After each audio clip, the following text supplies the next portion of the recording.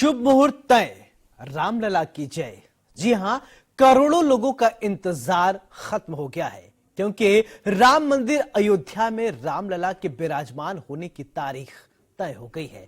नमस्कार, आप देख रहे हैं प्रदेश का सबसे भरोसेमंद news channel India news Uttar Pradesh Uttarakhand. मैं हूं आपके साथ सौरभ त्रिपाठी।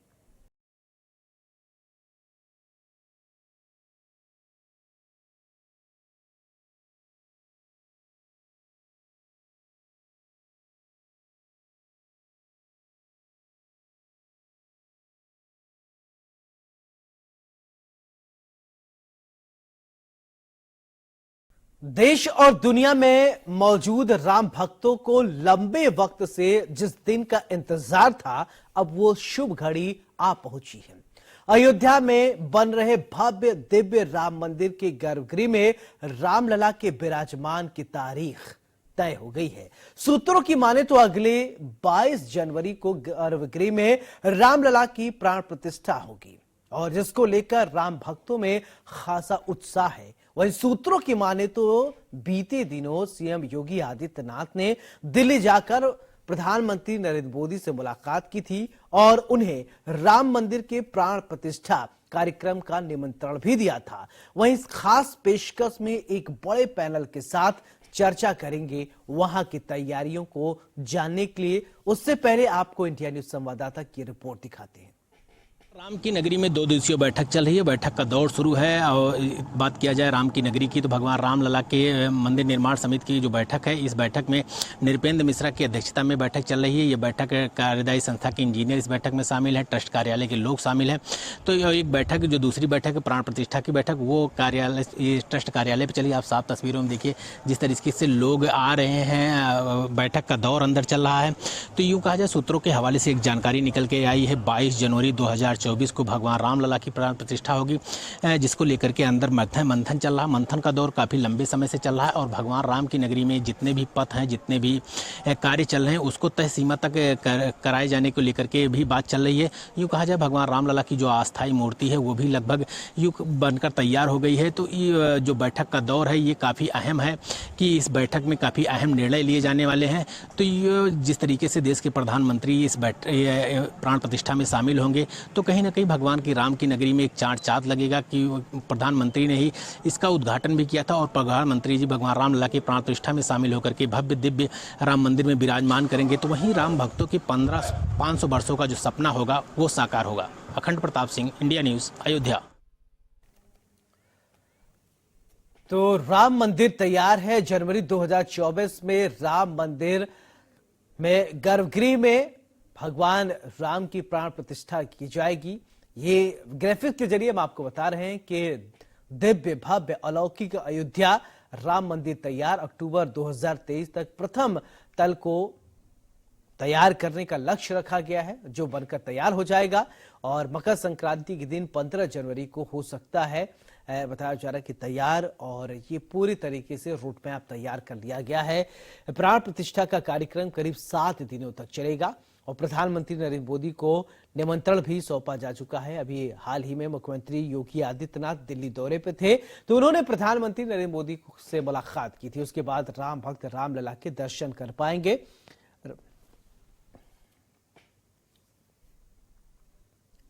तो शुभ मुहूर्त तय, रामलला की जय।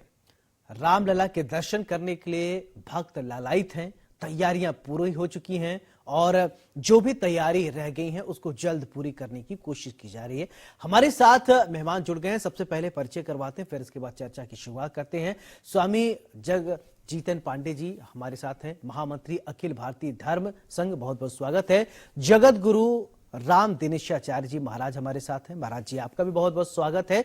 तो सबसे पहले चर्चा की शुरुआत स्वामी जगजीतन पांडे जी महाराज आपसे ही करना चाहेंगे कि किस तरीके से आप देख रहे हैं रामलला की जो काफी बहुत दिनों से ये इंतजार था भक्तों को, लाखों करोड़ों हिंदू भक्तों को, कि भगवान के हम दर्शन कर पाए। गर्भगृह में हम चले, त्रिपाल से निकलकर अब भव्य दिव्य शानदार मंदिर में भगवान राम विराजमान होंगे। तैयारियां कैसी चल रही हैं?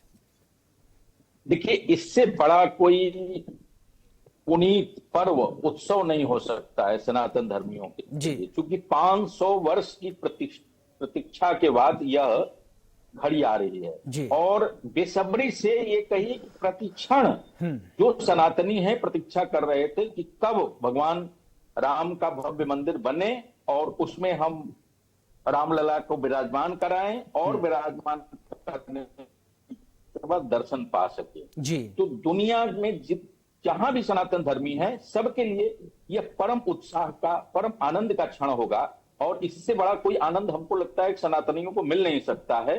तो पूरा भारतवर्ष उस दौरान उत्सव में डूब जाएगा। अब पूरा हमको लगता है कि जो त्रेता में जी जितना बड़ा उत्सव राम राज्य के समय मना होगा उससे भी बड़ा उत्सव भारत में मनने जा रहा है और भारत के साथ साथ पूरे विश्व में जहां जहां सनातनी हैं हर जगह उत्सव मनेगा और हर सनातनी की ये इच्छा होगी कि एक बार आकर के रामलला की दर्शन कर सकें, क्योंकि हमारे पूर्वजों ने प्रतीक्षा किया है जी कि इस घड़ी के लिए। और मैं ये कहना चाहूंगा कि हम लोगों की पीढ़ी परम सौभाग्यशाली है। बिल्कुल, हम लोग की पीढ़ी परम भाग्यशाली है। ठीक है, राम दिनेशाचार्य जी महाराज, आपसे मेरा सवाल, कहते हैं कस्तूरी कुंडल बसे मृग ढूंढे बनमाही घट घट के लिए। ठीक है, मैं आपके पास आऊंगा। ठीक है, मैं आपके पास आऊंगा। भाग्यशाली है। जी राम दिनेशाचार्य जी महाराज, मेरा सवाल आपसे एक दोहा है, कस्तूरी कुंडल बसे मृग ढूंढे बनमाए, ऐसे घटी घटी राम है दुनिया देखी ना। यानी कण कण में भगवान राम है और भगवान राम जहां पर जन्म लिए हैं अब वहां पर लोगों की आस्था और ज्यादा प्रगाढ़ है। तैयारियां किस तरीके से मुकम्मल की जा रही हैं, क्या कहेंगे आप? देखिए, कबीरदास जी का बहुत सुंदर दोहा आपने कहा और हमारी मान्यता भी है कि कण कण में भगवान श्री राम विराजते हैं और भारतीय संस्कृति की जो रीढ़ है, यहाँ की जो परंपरा है, यहाँ की जो व्यापकता है, वो भगवान श्री राम से परिलक्षित होती है। और इससे इतर एक बात आपसे कहूं कि मुगलों के आक्रांताओं के शासन ने मंदिर को गिरा करके जी और भारतीय आस्था को मरम्मत करने का कार्य किया है। तो अयोध्या पूरी तरह से उजड़ चुकी थी। अयोध्या का इतिहास रक्त रंजित हो गया, सरयू का जल खून से लाल हो गया, कर्फ्यू, दंगा, शोषण, कितने कष्ट सहने के बाद 500 वर्ष बीत गए। ये संघर्ष केवल 92 का नहीं है, ये संघर्ष केवल 10, 20, 50 वर्ष का नहीं है, ये संघर्ष 400, 500 वर्षों का है। मुगलों का, होड़ों का, फ्रांसीसियों का, डचों का, पुर्तगालियों का, जब जब आक्रमणकारी आए हैं तब तब हमारी जन आस्था, हिंदू आस्था के केंद्रों से खिलवाड़ करते आ रहे हैं जी। आज भी कर रहे हैं। आपने देखा स्टेलिन का बयान, आप देख ही रहे हैं, सनातन धर्म को समाप्त करने की बात कर रहा है। नहीं ठीक है के राजा, हाँ ठीक है, मैं उसी पे आ रहा हूँ। कर रहे हैं वो लोग जो कर रहे हैं, वो बात आज का विषय नहीं। आज का विषय हम बड़ा पुनीत आ रहा हूँ उसी विषय पर। जी इन्हीं परिस्थितियों से निकल करके जब एक दिव्य भव्य मंदिर जो पूरे विश्व की आस्था का केंद्र परमात्मा श्री राम हैं, जब वो अपने मंदिर में विराजमान होने वाले हैं, उसकी तारीखें लगभग तय मानी जा रही हैं। तो मैं एक सनातन धर्मी होने के नाते मुझे लगता है कि ये राम राज्य के युग का प्रारंभिकरण होगा जी।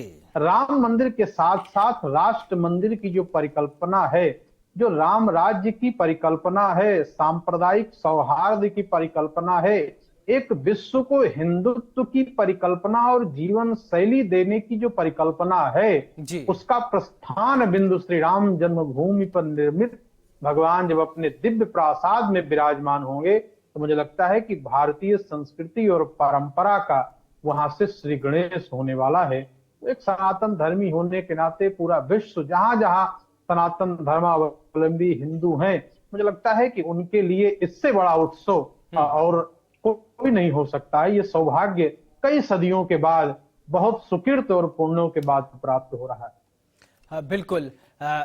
जगजीतन पांडे जी, मेरा सवाल एक आपसे ये कि अब भगवान राम अपने गर्भगृह में विराजमान हो जाएंगे, जो लगभग 500 साल से लोग इंतजार कर रहे थे। इतने लंबे लड़ाई के बाद योगी सरकार ने ये कर दिखाया, ये मोदी सरकार ने ये कर दिखाया कि ठीक है, भगवान अपने स्थान पर।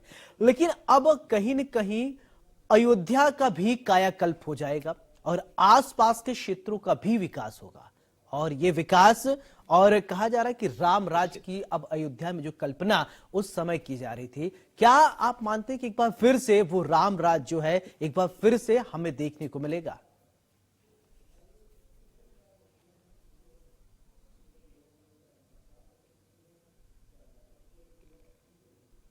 निश्चित रूप जी जी देखने को मिले। और राम राज्य की तो प्रारंभ हुई है। देखिए, राम राज्य सारे सनातन धर्मी को अपनी पूजा, अपना ध्यान, अपना मंदिर बना सके, अपना जो भी उनके इष्ट देव हैं उसको व्यक्त कर सके। जी, यही तो आक्रांताओं ने हमें नहीं करने दे रहा था, बल्कि हमारे जो बने हुए मंदिर थे वो तोड़ गया, खंडित कर दिया। और ये नहीं है कि केवल काशी में भी देख रहे हैं कि बाबा विश्वेश्वर का हजारों मंदिर तोड़े गए। एक वो काल था और आज का है, आज का समय है कि पुनः वो हमारे मंदिर पुनः स्थापित हो रहे हैं, प्राप्त कर रहे हैं, दिव्यता प्राप्त कर रहे हैं। और हम लोग पूरी आस्था निष्ठा के साथ अपनी जो भावनाएं हैं उसकी तरफ हम अपने देवाधिदेव भगवान शिव, हमारे पुरुषोत्तम राम का स्थापना करने जा रहे हैं और अपने मनोनुकूल मंदिर बना करके भव्यता के साथ उसमें विराजमान करेंगे और उनका पूजन करेंगे, अनुष्ठान करेंगे और दिव्यता के साथ हम बड़े से बड़े आयोजन कर सकेंगे। तो राम राज्य हमको लगता है कि यही है और दूसरा कुछ थोड़े है राम राज्य। जी जी, हाँ, दूसरे रूप में यह कह सकते हैं कि सारे हम लोग राम राज्य की कल्पना इस रूप में करते हैं कि पूरे समाज में कोई भी दुखी नहीं रहता है और सभी प्रसन्नता की अनुभूति करते हैं और हर व्यक्ति को न्याय मिलता है। जैसा कि बहुत प्रसिद्ध है, आप लोग जानते ही हैं कि माता सीता की वनवास की जो दोबारा बात होती है कि एक सामान्य सा कोई व्यक्ति यदि कह दिया कि ऐसा है तो उस पर भी भगवान राम ने अपना बुलाया और माता सीता को वनवास दे दिया। तो उस रूप में यह कल्पना होती है जी,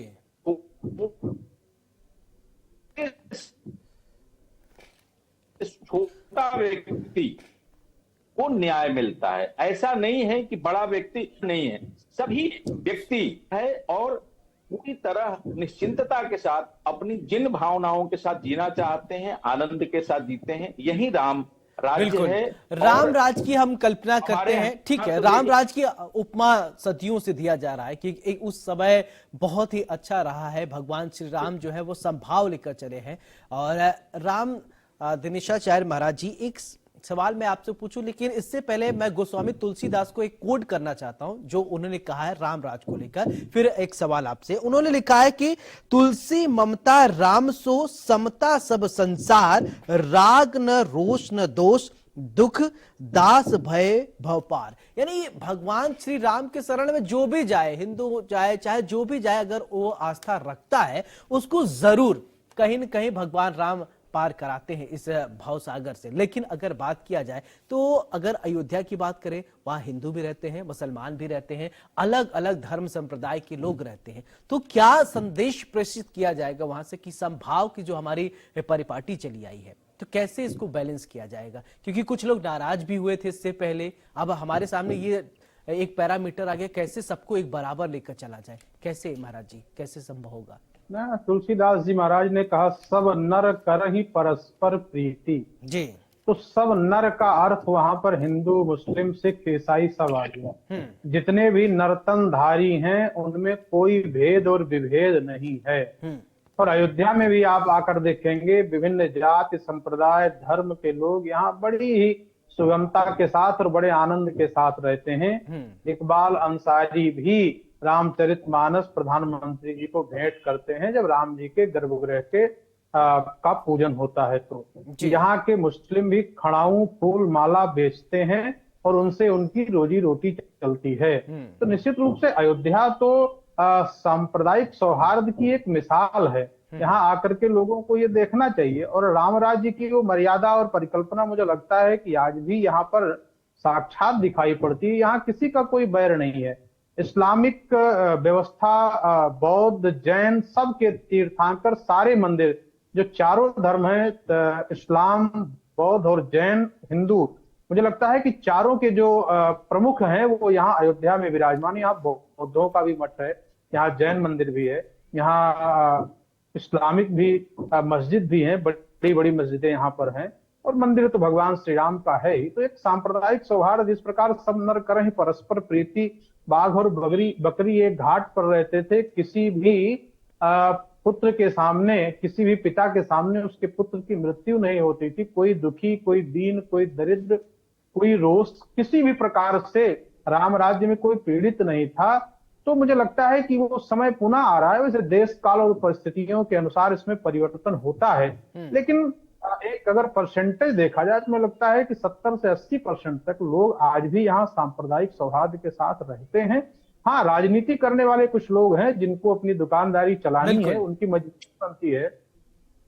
मजबूरी बनती है कि उनको आग में घी डालने का कार्य करके और समय समय पर लोगों को भड़काने का कार्य करके अपनी राजनीतिक रोटियां सेकनी है।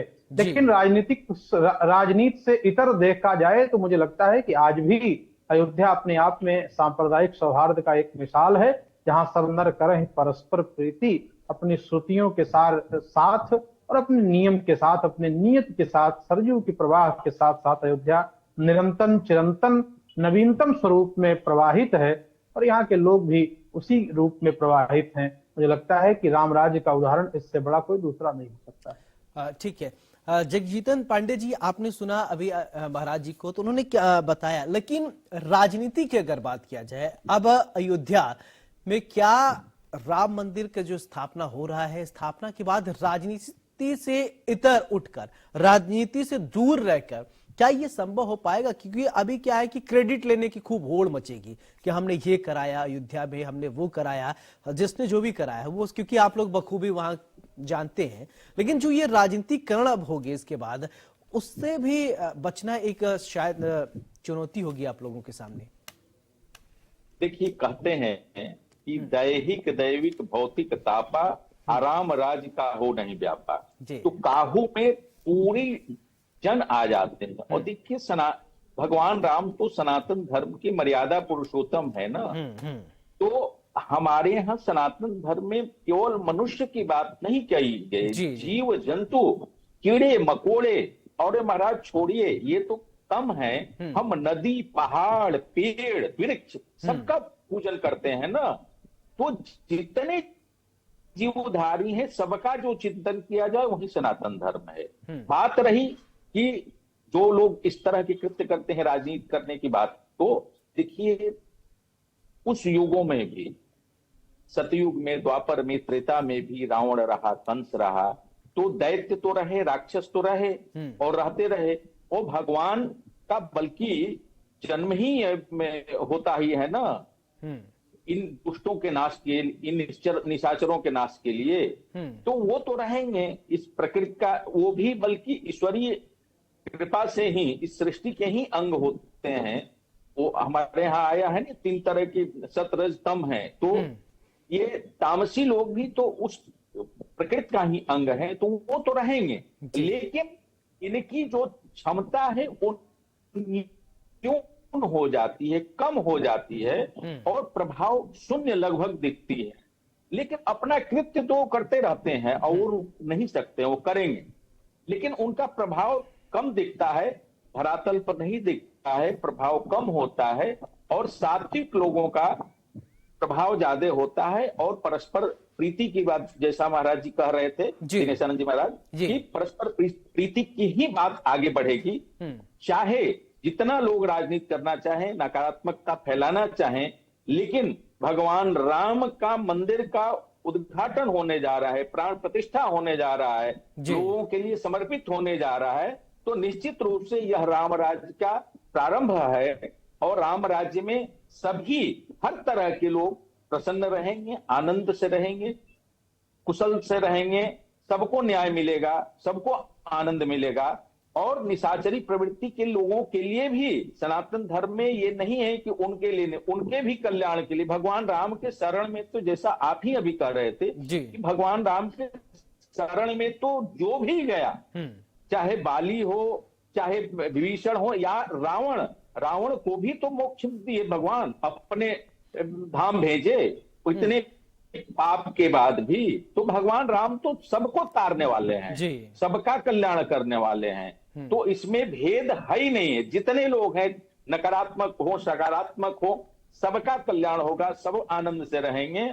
और सबके लिए बात ये किसी एक पक्ष के लिए नहीं बात है, सभी नर आनंद से रहेंगे, सभी मनुष्य, हमारे यहाँ तो मानवता की बात होती है, जितने मानव हैं, और मैं बताया कि मानवता से भी बढ़ करके कि जीव जंतु, पशु पक्षी, पेड़ पौधे, नदी तालाब, सबके लिए हमारे यहाँ व्यवस्था की गई है।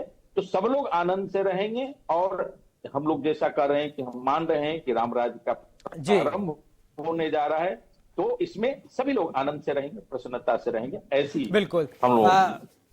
महाराज जी, दिनेशाचार्य महाराज जी, मेरा एक सवाल आपसे, एक संत हमारे साथ जुड़े थे, उन्होंने भगवान राम के नाम का अर्थ बताया था। उन्होंने कहा राम मतलब होता है सबके हृदय में रमण करने वाला, यानी सबके हृदय में रहने वाला। वही भगवान श्री राम, जिनको मर्यादा पुरुषोत्तम भगवान श्री राम कहा जाता है, मर्यादा को उन्होंने कभी लांघा नहीं। क्या यही मतलब है या कुछ और मतलब है जो आप बताना चाहते हैं हमारे दर्शकों को, आप बता सकते हैं? ठीक बात आप कर रहे हैं। राम जी के नाम के कई अर्थ हो सकते हैं। पहला नाम आपने जो कहा, रमन्ते योगी नाम हृदय जी, जो योगियों के हृदय में रमण करते हैं वो राम है जी, या जो योगियों को हृदय में रमण कराते हैं वो राम है जी, या राम का अर्थ है राम माने राष्ट्र और मां माने मंगल, जो राष्ट्र का मंगल करे वो राम है। तो राम जी के नाम के कई अर्थ हो सकते हैं। जग मंगल गुण ग्राम राम के, दान मुकुट धन धर्म धाम के। तो जग मंगल और राष्ट्र मंगल जिनके नाम में निहित है, उन्हीं का नाम राम है। तो राष्ट्र मंगल और जग मंगल के लिए आए हैं। आप देखेंगे उनके चरित्र में जिनका सतीत्व चला गया, जिनको दुनिया ने नकार दिया, उन अहिल्या का भी भगवान ने उद्धार किया। पाई न के गति, कौन ऐसा है जिसको गति नहीं मिला, गीध अजामिल गणिका खस स्वपचादि, कोई नहीं बचा जो समाज से परित्यक्ता है। गरीब गिरजन पुरजन दीनहीन मलिन छीन शोषित पीड़ित वंचित निकाले हुए सबको राम जी ने गले लगाया। राम जी का एक विशेष नाम का व्यापकता यही है कि जो सबको गले लगाए, जो जीवन के दुर्गुणों को निकाल करके और उसके सद्गुणों के सहित उसके जीवन में अपना ले, फिर उसके व्यक्तित्व को जीवन में बढ़ा दे। फिर चाहे वो गीध रहा हो, सबरी रही हो, जटायु रहे हो, जितने लोग रहे हो, सबको जो अपना ले और सब में जो रमण करे, उनका व्यापक अर्थ में नाम राम होता है। और जो सुख के धाम है, जो आनंद सिंधु सुख राशि, सीकर ते त्रैलोक सुखासी, सो सुख धाम राम अस नामा। जो दुनिया में आनंद को देने वाले समुद्र के समान राम है, उन्हीं का नाम राम है, तो सबको आनंद। बिल्कुल, शायद हमारे दर्शक समझ गए होंगे क्योंकि दो पैनलिस्ट हमारे साथ, लेकिन एकदम सार्थक चर्चा, बैलेंस चर्चा हमने किया और हमने बताया भगवान राम के विषय में। स्वामी जगजीतन जी पांडे जी, मैं आपसे फाइनल कमेंट चाहता हूं क्योंकि आज का चर्चा मुझे लगता है बड़ा सार्थक दिशा में ये आगे बढ़ा। जी जी जी जी, निश्चित रूप से। देखिए, यहाँ भगवान राम आ रहे हैं, तो आने से पहले ये आता है ना, सारे शास्त्रों में है कि भगवान राम का जन्म हुआ तो सारे देवता पहले से वहां आ गए अयोध्या में। तो उसी तरह से भगवान राम का प्राण प्रतिष्ठा होने जा रहा है जी।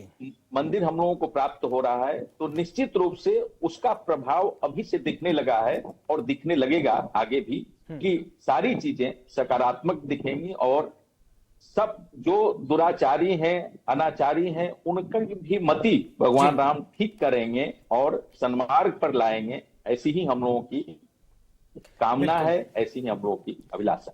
महाराज जी, अगर आप फाइनल संदेश अगर कुछ देना चाहते हैं तो इंडिया न्यूज के माध्यम से आप दे सकते हैं। फाइनल कमेंट है आपका, कम शब्दों में। निश्चित रूप से भगवान श्री राम के रामत्व को दुनिया में अंगीकार किया जाए, सबसे प्रीति किया जाए, बैर और वैमनस्यता का परित्याग करके रामत्व की स्थापना के लिए राम मंदिर का निर्माण अयोध्या में हो रहा है। जो सबको गले लगाने की बात करते हैं, सबको परिवार में बांधने की बात करते हैं, सबकी बुराइयों को हटा करके और अपने में आत्मसात करने की बात करते हैं, तो भव्य राम मंदिर के उस दिव्यता के साथ दिव्य गुणों को भी जीवन में अंगीकार किया जाए। आपके चैनल के माध्यम से मैं ये सारी जनता को संदेश देना चाहता हूँ। जय श्री राम। चलिए, स्वामी जगजीतन पांडे जी, बहुत बहुत शुक्रिया आपका। जगत गुरु राम दिनेशाचार्य महाराज जी, आपका भी बहुत बहुत शुक्रिया हमारे साथ जोड़ने के लिए। तो आज हमने बांज की पंचायत में बात की, शुभ मुहूर्त तय, रामलला की जय। यानी अब बहुत ही जल्द लोग भगवान राम को उनके गर्भगृह में देखेंगे। मंदिर भव्य दिव्य शानदार तरीके से बनकर तैयार हो रहा है। 2024 लोगों को इंतजार, जल्द से जल्द।